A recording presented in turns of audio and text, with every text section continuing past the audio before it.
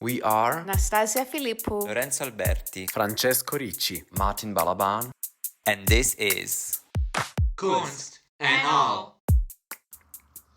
Today, we're honored to welcome Maria Kochetkova, one of the most distinctive and internationally celebrated ballerinas of her generation. Born in Moscow and trained at the prestigious Bolshoi Ballet Academy, Maria first gained recognition after winning the Prix de Lausanne in 2002. She went on to dance with some of the world's leading companies, including San Francisco Ballet, American Ballet Theatre, and English National Ballet. Today, she works as a freelance artist and guest performer around the world.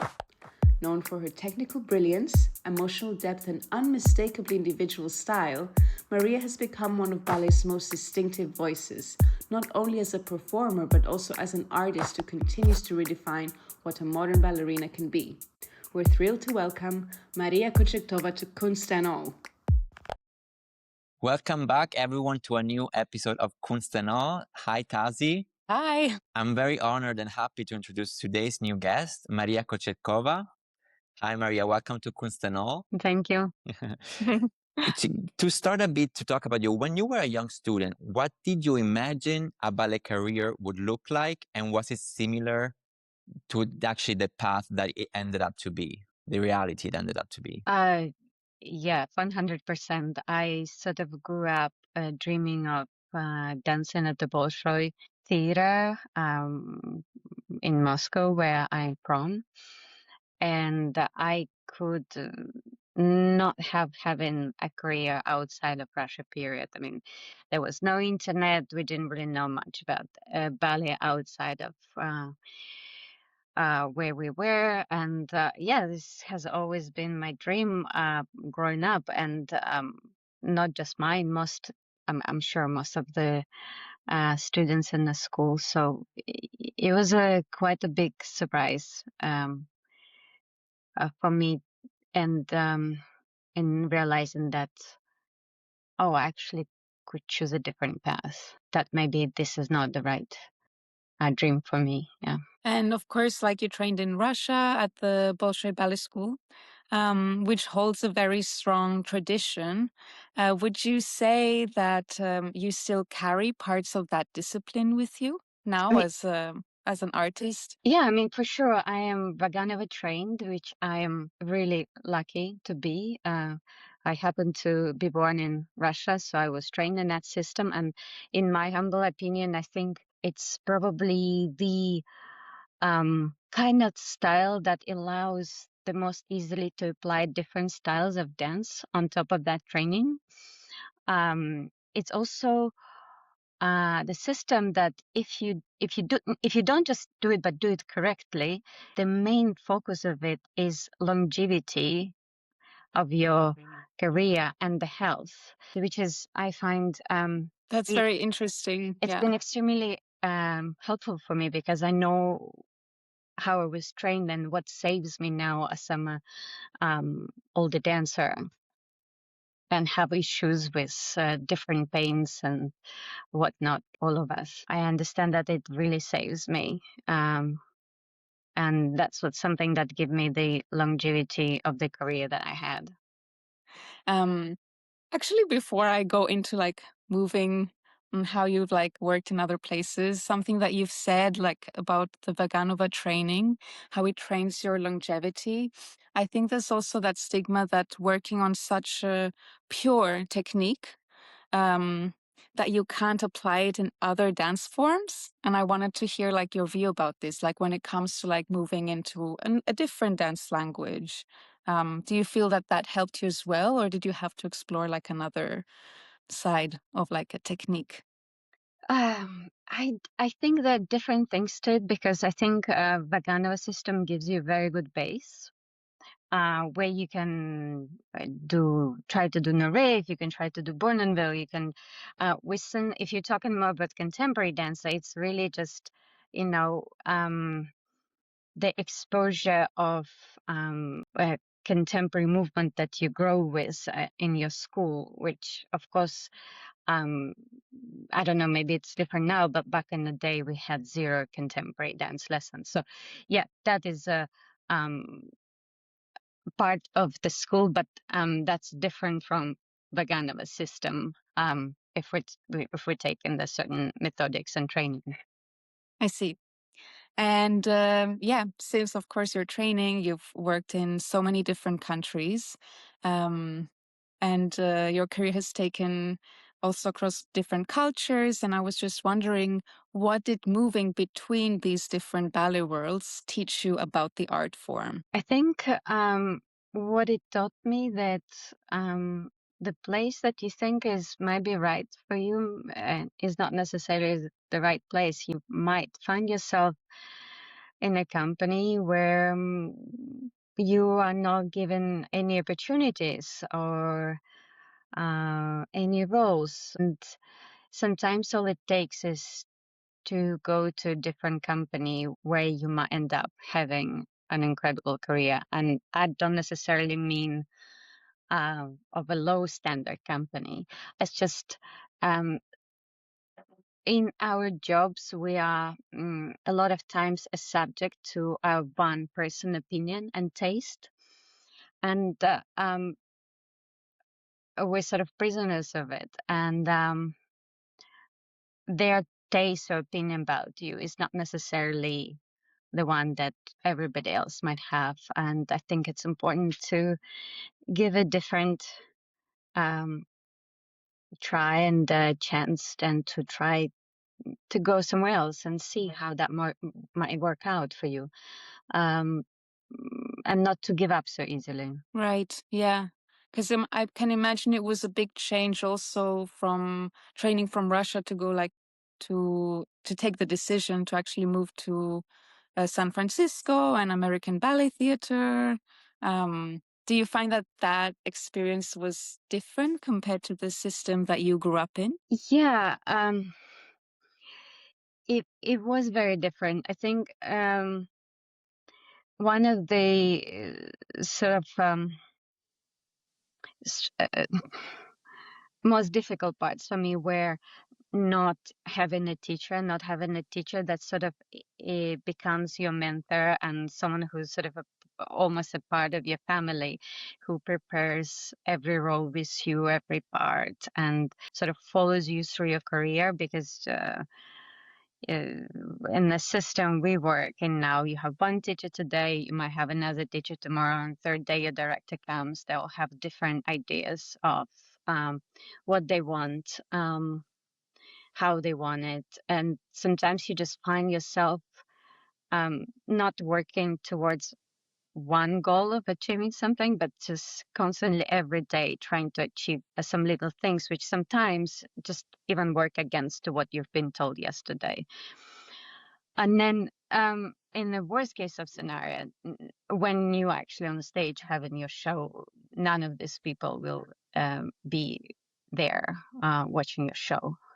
And then I think what it creates, if something, because you cannot analyze your show once you're on stage, it's not like you're in rehearsal. So if something goes wrong, you fall, you have an accident, there's no one to sort of with the knowledge of you who would be like, well, that happened because you did this and that, and you should have.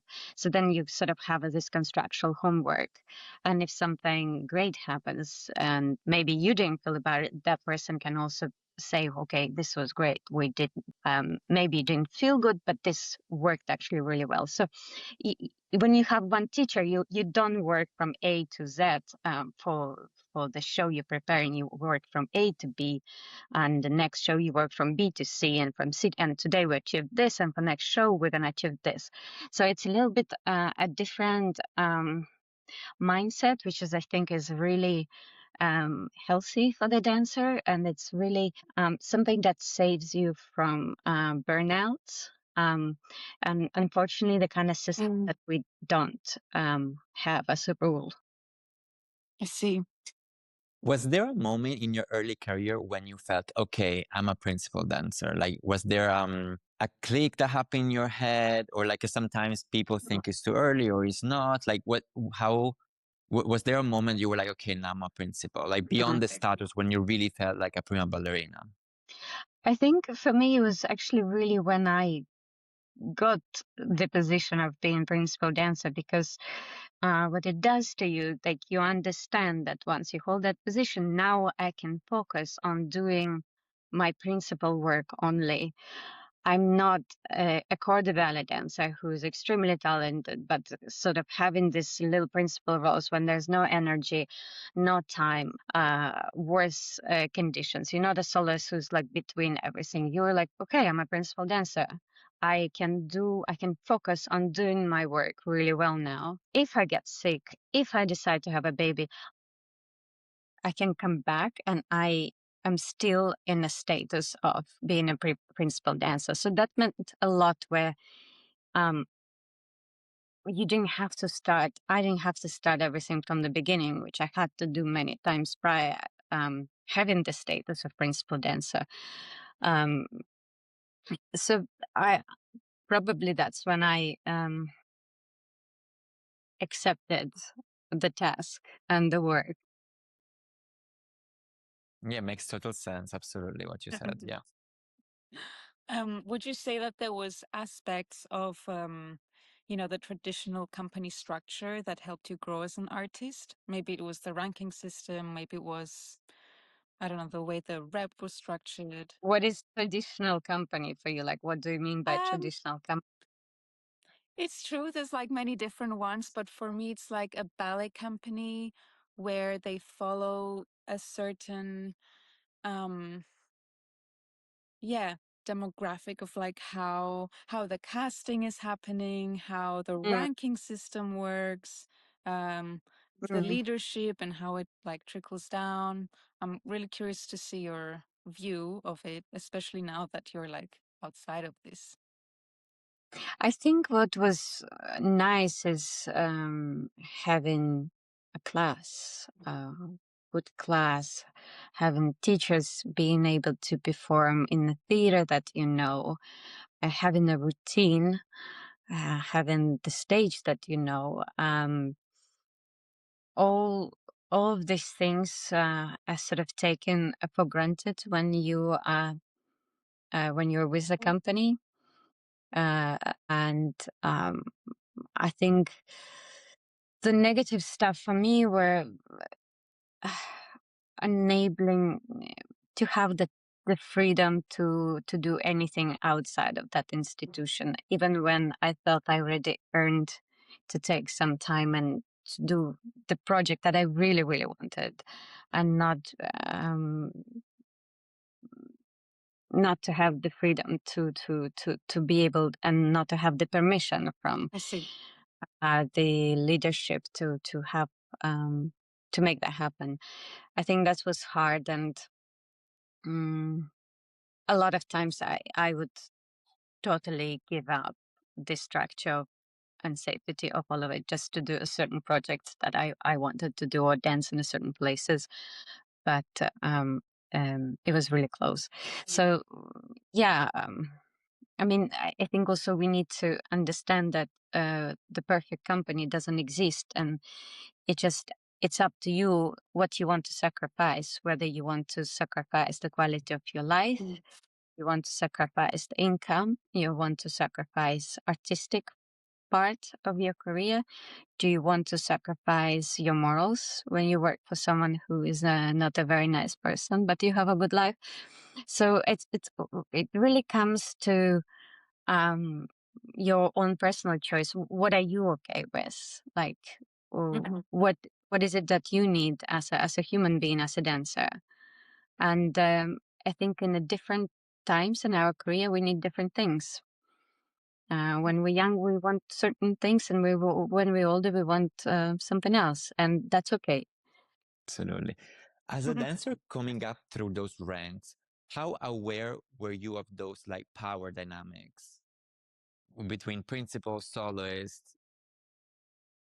I mean, I've been through all of the ranks, and I maybe I didn't like it back then. I do appreciate having that experience now, because it really gives you different understanding of how company works, of how the structure of the company works, and I think being a lot now on the other side of the studio, not a dancer, I understand that not everyone wants to be a principal dancer, and it's okay. There are people who want to enjoy doing the job in corps de ballet. There are people who want to be soloists, and if they don't want to be a principal dancers, it doesn't mean that they don't love the job. It doesn't mean that they don't want to do it, and it doesn't mean that they're not loyal. At the end of the day, it's a job, and it's something that we get paid for, and it's important to remember this. And I think this sort of mentality where a lot of the directors we have are ex big star dancers, they sort of think that everyone needs to have this drive to be the best of the best. But mm, it's great when people do, but a lot of dancers don't. And I think it's important that you create a company not just for principal dancers, but for all the dancers that you take care of. Absolutely, yeah. If you could redesign the ballet company structure from scratch, what would be the one thing that you would for sure abolish? Uh, ruling by fear. Mm. Yeah, I don't think it. Of course, it works. I understand it works, and I understand it brings results. I just think that there are other ways of achieving similar results, and I think that respect is not. It's something that you can ask for. Like it's something that you earn based on not just because you're in a power position, but based on every single decision you take every day of your life.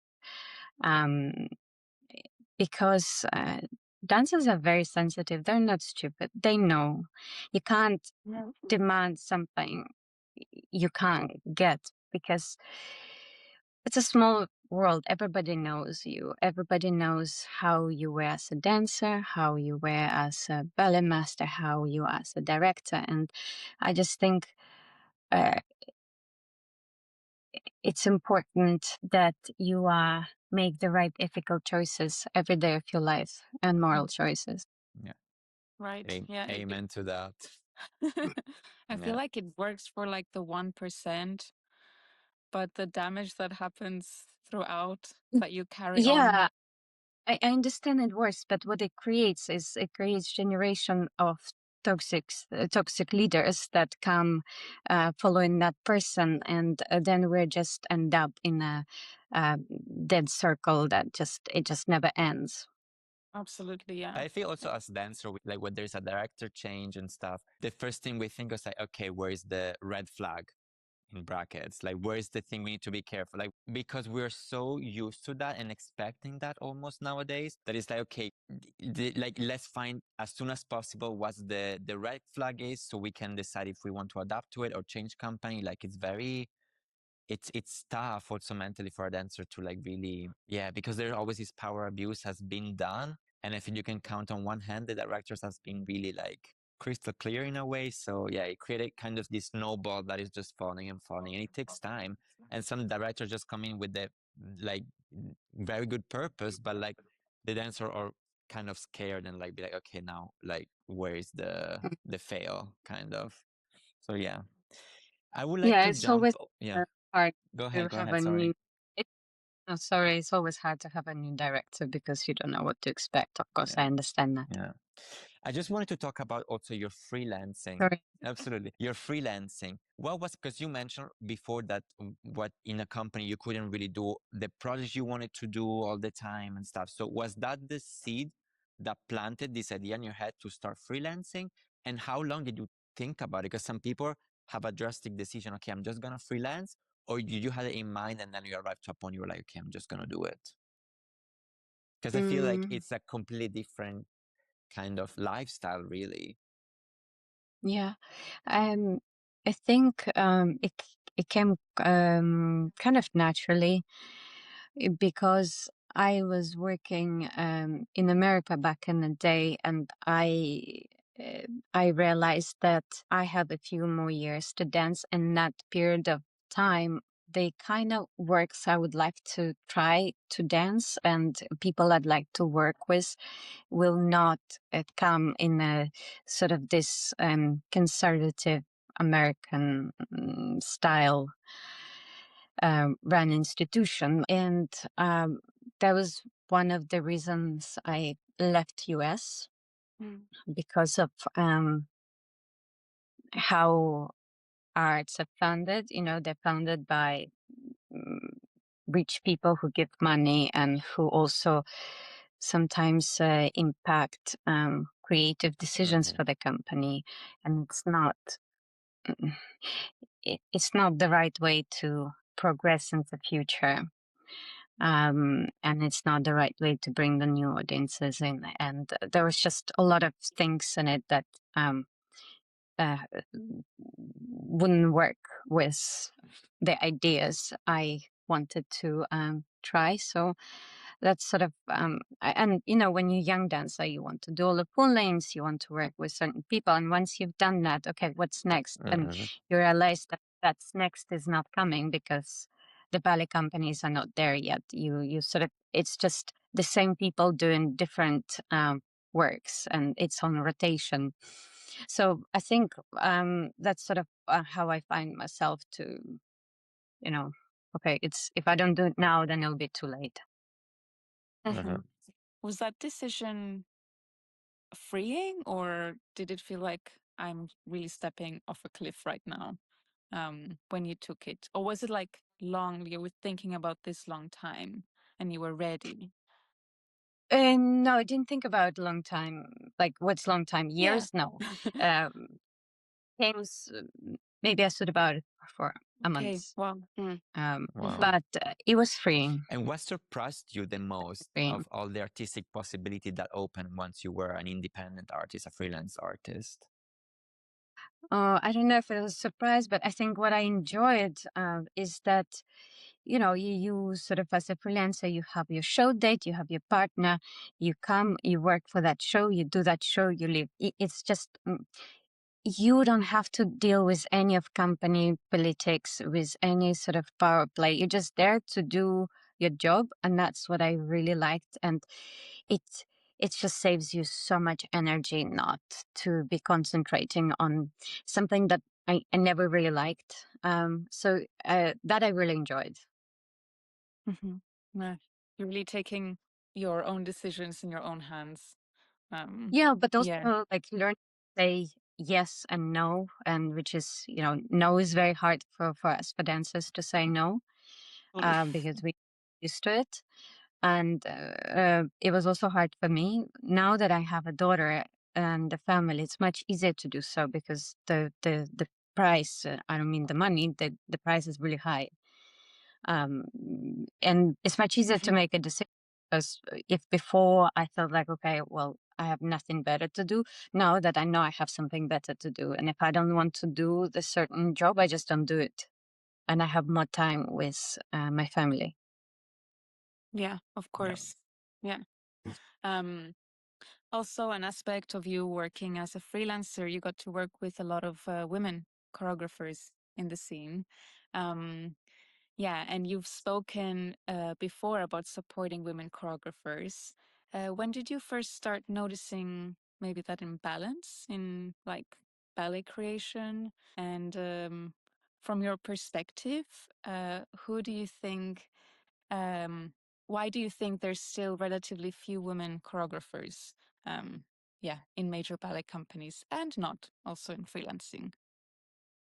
To be honest, I've noticed it way too late because I actually have never worked with women until I was, oh my God, like way in my 30s. So I didn't even know what I was missing on.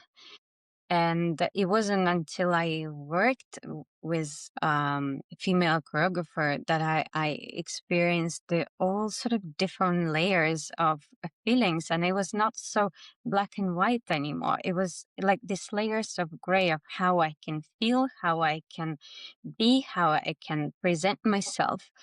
And I think with and it was the same for me with being coached in a classical ballet. It's like for the first time in Swan Lake, I was coached by a man, and I just feared that ballet so much. I didn't understand what I was doing. I didn't know how I was doing my arms. Apparently, it looked fine. Everyone's happy.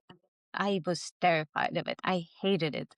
And it wasn't until I came to ABT and I worked with Irina Kolpakova where Oh yeah. she taught me how to love myself in this ballet. Not because I achieved the pirouette, not because I did a balance, but just because of how the arms were moving, of how I was living in it, and um, how my positions were, and how my character was like, and it really sort of turned it upside down for me, where it became okay. It's the hardest ballet for me to perform, but it's also the one that I enjoy very much, just because I have the whole different role that she um, sort of welcomed me in, which was not which I was not part of. And I think it's a little bit like uh maybe it's because when you're being coached by a man, they see it. If we take some mise-en-scene in a ballet, they see it from the perspective of how they feel when they interact with women. So okay, like now you want to be evil here, and here you seduced me, and They see it from a man's when I perspective. work, yeah, and that's how they coach me, how they see it from their perspective. And when I worked with a woman, it's how she feels it, like how we would feel it. It is a lot like how you look, how you hold your neck, how you turn, how you give it. So it's just becomes so interesting, and not so blank. And there were, there were opportunities where I would already, worked with Kolpakova on Swan Lake and many others, and then I come into new version of Swan Lake, and this male choreographer runs to me. It's like, look this on my laptop. You see how she does it here on YouTube, and I'm like, wow, but I am right here in front of you, Yeah. and I'm Right. a real person in a real studio. And like, when I worked with Nina Nyashvili, she's like, okay, well, let's sit down. How do you feel yourself? How do you think you want to do it? Would you, and how, like, it's this conversation of like discovering the character, and like, yeah, I mean, and that's just, we're talking about classical ballet, but like if we dive into creating new story ballets, I mean, like, wow, I didn't think that I could feel like this as a woman on the stage, So yeah, for me it was sort of groundbreaking, and I just wish I realized this sooner. That I was sort of ripped off it through most of my career. But it's something that you've actively looked for it once you've left like big ballet Yeah, institutions? Would you say like you search to I, work with I'm. like female Yeah. choreographers? And that don't get me wrong, I'm not against men, and I love working with Of um course.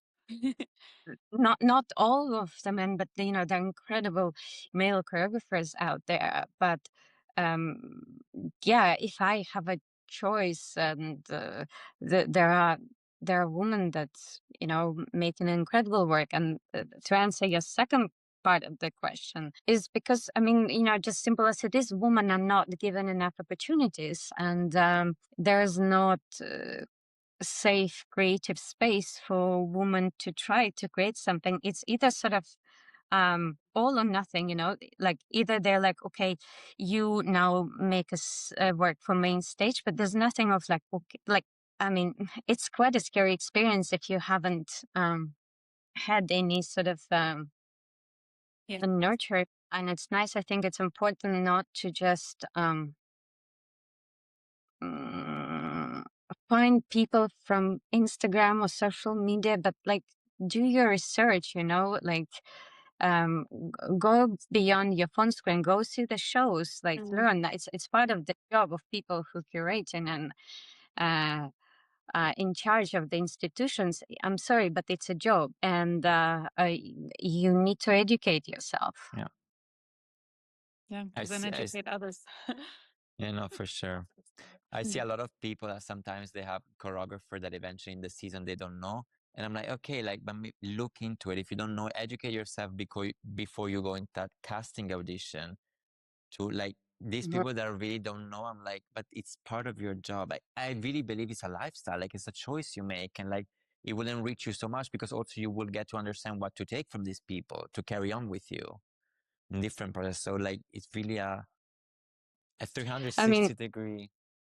yeah, my husband and I, we have a list of female choreographers that we're happy to send to anyone who's still struggling to find any. So yeah, if you need any, I'm your guy. So yeah. Absolutely. And put an Absolutely. advertisement. Yes, absolutely.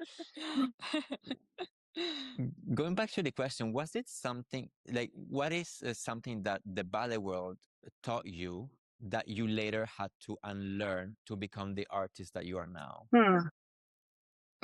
Yeah, I think to let go of perfection, of what ballet world considers perfection, in terms of perfect ballerina, perfect lines, and it's really hard to develop as an artist when you limit yourself to this little box of trying to fit into someone else's ideals. And unfortunately, this is just something we grow up with, and we grow up to believe. And it takes really the time and experience to appreciate yourself as an artist and to love your body. And once you accept yourself for what you are, then you can start working. Then you can be yourself on stage, and then you can start improving. And it's just really hard when you're trying to be someone you will never be, and it becomes a very stressful and ungrateful job to do. For Do sure, you yeah. do you ever feel that that was projected onto you, like this idea to like mm, need to like fit in like a certain mold?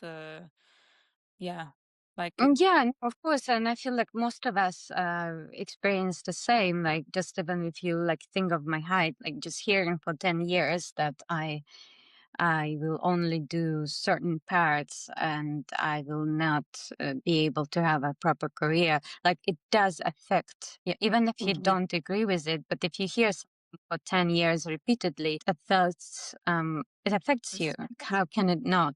So to get out from that stigma of preconception is quite difficult. You need this really strong will, and you need to sort of be able um, to try to be able to achieve success, and then you can sort of after that to accept yourself, because you're like, okay, this was me dancing, people liked it. Okay, maybe there is something that people actually like in me. right. So yeah, it's quite a process, and I'm sure for everyone it's difficult. And I feel for actually a lot of, I don't know, for some dancers they are never able to accept themselves for who they are, even if they're great dancers. Yeah. Yeah. It happens even now, I feel. It's Oh yeah, it happens yeah. all the time. Yeah. Height, the look, face, yeah. But Yeah. it's making also the choice how to handle it, and whether, if it's like an institution, like something in a company, then maybe it's not for you and you have to make a big choice in your life. If it's one casting, you just have to try harder and not prove, but Mm. yeah, learning how to work with your own and what you have. Um, yeah. Yeah, but it's Also, also quite yeah. difficult. People perceive you like, of course, you get casted based on how you look, and how do you can, even if you happy with yourself, how do you convince the others? That's a hard Right. part. Mhm. And it's I can tell you that it never stops, and people will constantly mention my height, even though I've been dancing for more than 20 years, and they still mention it, and I'm still doing what I'm doing, all kinds of things. And But because I have many you know, friends they who are always like on the smaller side, including myself, um, Mhm. but they also see it as an inspiration. You know, that Yes, a lot of you've become like an example for these dancers, that it is possible, you know. absolutely, a lot of people see it as inspiration, and a lot of people just try to fix you into the box that is comfortable for them. Right. Yeah. Fair enough. Yeah. Facts. Yes. When you were younger in companies like San Francisco Ballet or ABT, was there something you wanted to say out loud but you felt you couldn't? I mean, it was actually maybe not. I feel like at ABT, um, I was always able to have a dialogue, but in general, in a lot of companies around the world, it's sort of it's it's not a studio is not a great space to have a dialogue or to ask questions. And this is something that I think is unfortunately not helping our art form. Like, for example, I've had situations where I would ask choreographer a question and he would take me out of the part. There were situations where we were in a creation and it wasn't clear. In order for me to deliver the best work, I needed to get more information. So I was asking questions, but I quickly understood I was limited to 2 questions only a day. After 2 questions, Wow. person, the choreographer was getting irritated and then was making her uncomfortable. So and I feel like if there was a safe space to have the dialogue conversation, it would only benefit the production because there were so many unclear. Yeah. And I was sort of in a position to be able to ask the questions, even if it wasn't necessarily to do with me. But and I feel like it would have benefited the work, but there was no a safe space to do so. So I think it's just important to understand that we all process information differently. And sometimes, for example, like if I work with Irina Kolpakova and she says something, I can be like, well, why should I be doing this? I don't understand that. This doesn't make sense. But she can explain to me why, because you need to, because you look like this, and in addition to there, you this, and then affects this and this and this, and everything suddenly makes sense to me. And I was like, okay, I understand, and I do. And just to be able to question is really important for a dancer to, well, for me to in order to deliver the For best sure. result. And I don't think we just have this sort of a culture of asking questions or talking back in the studio. Mm. Yep.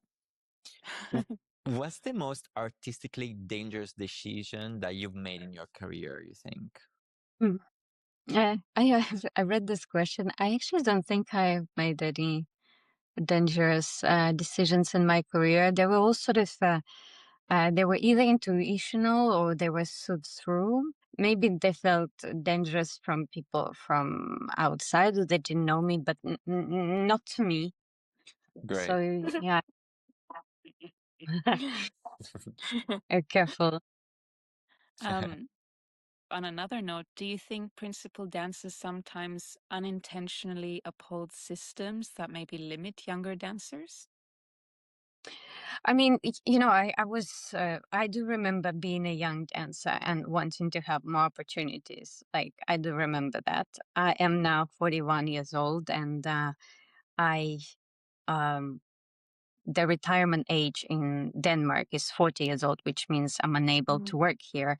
So, like, what is it for you? Would I want to dance for a few more years in a company? Absolutely, I would, but I cannot do it. So what is it for you? Would I be upholding the system if I wanted to dance for 2 more years? For me, no, because I feel that there's a certain, I don't know, respect and recognition for artists who But have. that's in a way what the question is, Yeah. right? So it's a personal, and in a lot of times, I think it's important to remember that that has nothing to do with the dancer. It has something to do with the system that theater has in place, with the government law. Sometimes people cannot retire until they're 65, and that's stupid, but neither director or company can do anything about it. And sometimes it's just not up to the dancer. So, yeah, dancing until 65 is maybe not an option. Well, not maybe, but for sure is not an option, because, of course, you cannot give the jobs to the people who need it. But there's also, I feel like there's got to be some sort of a flexibility for how you end your career on what terms. I completely agree. Absolutely. Yeah. But especially because some roles you need to have experience in life. No, I'm not even saying on stage. Like, you need to know what you're talking about. Like, it's just different. Yeah. I'm a huge fan of what, like, all these companies like NDT3, like all these like people that are really like, because you'll be really become an artist. I feel it takes. Well, it from the work, of course, like, Yeah. but Yeah. I love working with more experienced dancers, just because, well, you can't have this world, this creativity when you're maybe like rarely when you're 20, but you can't. It's not the same. Just being able It's to like, stand on stage. it's It like trying takes to speak. Yeah. It's trying to speak a language that you don't really speak yet, really like clearly, kind of. I feel because also in your 20s, like again, when you work with Irina, for example, on Swan Lake, like it's not about the period and stuff. And I think when you're in your early 20s, I think as a corps de ballet member or soloist trying to impress, that's the first thing that clicks. Oh, I fucked up the period in the show, and you're like, whatever. And so it's great that you have sometimes people in front of the room that's like, it's not about the period at all. So yeah, it's really a big conversation, but I totally agree with you. Like, it's definitely depending on the roles, but like you are, like, you know your own body. Someone else should not decide for you how you feel. If you feel of still dancing, why not? Yeah. Yeah, it's not a period. I can tell you that for sure. When you look at ballet history, do you feel like women dancers were often muses for male choreographer rather than authors of the art form? Yeah, we do have this god and muse structure where men decide how we want to dance, how we want to be perceived, how we want to perceive, sing, what we want to wear, through which narrative we want to be portrayed. Yeah, absolutely. Yeah. And to close it up, after everything you've experienced in across companies, countries, and now as an independent artist, what keeps you curious about ballet today? Well, firstly, most importantly, I love what I do. I had some really amazing experiences doing this job of creating amazing works, working with incredibly talented people. And I had experiences where it wasn't really good, to say the least. And I just feel like, okay, if I have a voice, if I have a little bit of the opportunity or platform to speak, I have a responsibility to do so in order to make things better, because I care about this art form. I care about what I do. and I care about the dancers, and whether I can still dance or I can help someone or I can say something, I will continue to do so. And I think that's what's sort of keeps me going. Beautiful. That's amazing. I wanted to ask you if you would do anything differently, like looking back into everything that you've had in your career, in your life. We haven't mentioned the life so much, but What I would do, I don't know. I very often go back to the period of my first company, English National Ballet, and I feel like I've stayed there for too long, and I've lost a lot of opportunities, and I lost myself as a dancer, and like a lot of who just sort of lost the way, and I should have left that company sooner. Thank God I did and didn't just give up. But I also think, okay, well, everything happens for a reason, and that must have given me. And I understand that the things that it gave me, but like time is so precious. We have such a short careers that now I look at back, I'm like, I lost the good years, and but I also understand this was just how it was supposed to be. So right, yeah. probably not within the same. To just close it Probably, up, just of yeah. curiosity, what's the best Mhm. or a piece of advice or a quote that someone told you that really resonated with you and that you really remember and carry?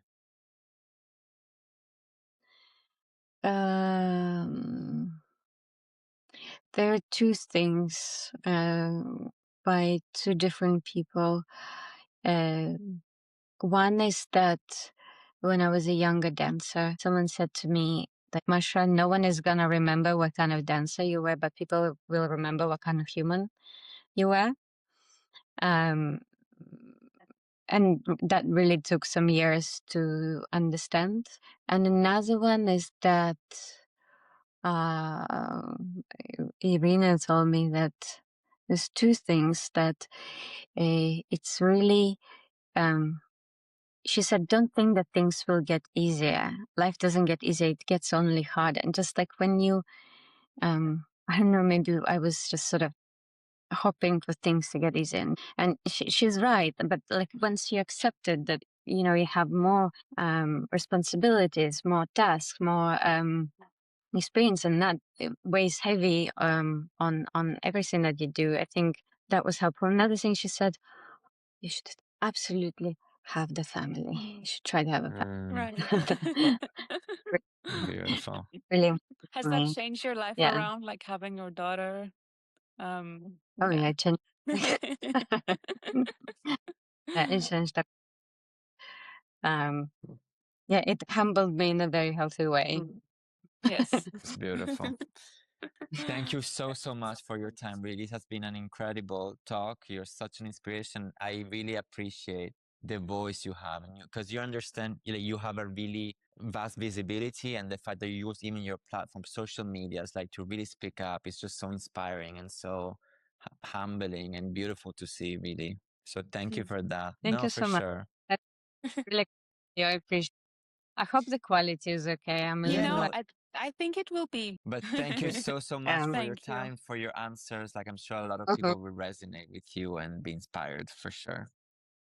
Thank you so much. So Thank good you, luck for Marie. all your upcoming projects. And yeah, thank you again for your time. Bye, everyone. Thank you all for Ciao, listening. ciao. Thank you. Bye. Ciao. Thank you for having me. Thanks for listening to today's episode of Kunst and All. Don't forget to like and subscribe to our channel. You can find us on Spotify, Apple Podcasts, Amazon Music, and now on YouTube. Make sure to follow us on @Kunst and All for more updates and behind-the-scenes content. We'd love to hear your thoughts, so feel free to reach out and share your feedback. We are Lorenzo, Nastasia, Francesco, and Martin. Thanks again for joining us. Until next time, stay kunstig.